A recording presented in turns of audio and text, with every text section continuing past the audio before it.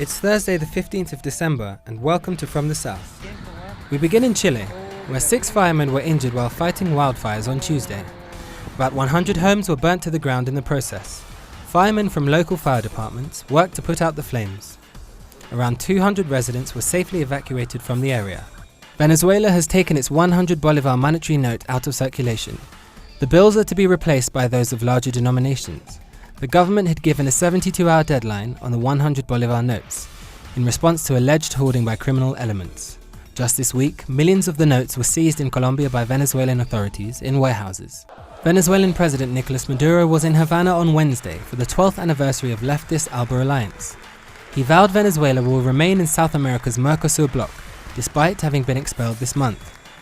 His promise garnered the full support of Cuban President Raúl Castro, who affirmed that Venezuela was under attack from hostile forces. Authorities in Mexico have uncovered 2 tunnels running under the border from Tijuana to the United States.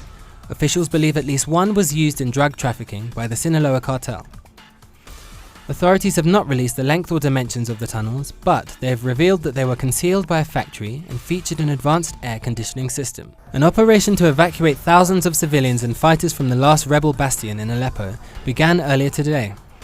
It was part of a ceasefire deal that would end years of fighting for the city and mark a major victory for Syrian President Bashar al-Assad. The Egyptian Aviation Investigation Committee has found traces of explosives on the remains of victims from the doomed Egypt Air Flight MS-804 that crashed in May. The Airbus A320 plunged into the eastern Mediterranean en route from Paris to Cairo, killing all 66 people on board. The cause of the crash remains unknown.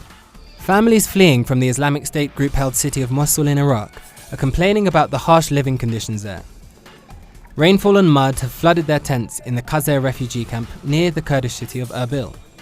Refugees living in the camp have to live with shortages of fuel, food and water as winter sets in. Demonstrators took part in a march organised by dozens of Greek Cypriot and Turkish Cypriot trade unions and civic and peace movements on Wednesday.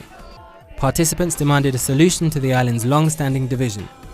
Protesters delivered a declaration to the offices of Turkish Cypriot leader Mustafa Akinci and another to the office of Cypriot President Nikos Anastasiades. Israeli settlers in the West Bank outpost of Amona were preparing for a possible forced eviction.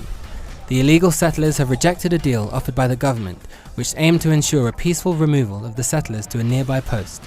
Alongside the traditional glühwein and sausages on offer at a Christmas market in small-town Bavaria, visitors could also try more exotic fare: falafel and kibbeh, served by a family of refugees from the Syrian war. They also held an exhibition of paintings and drawings depicting scenes of suffering in Syria, created by the father and one of the daughters. More on these and other stories on our website telesurtv.net/English.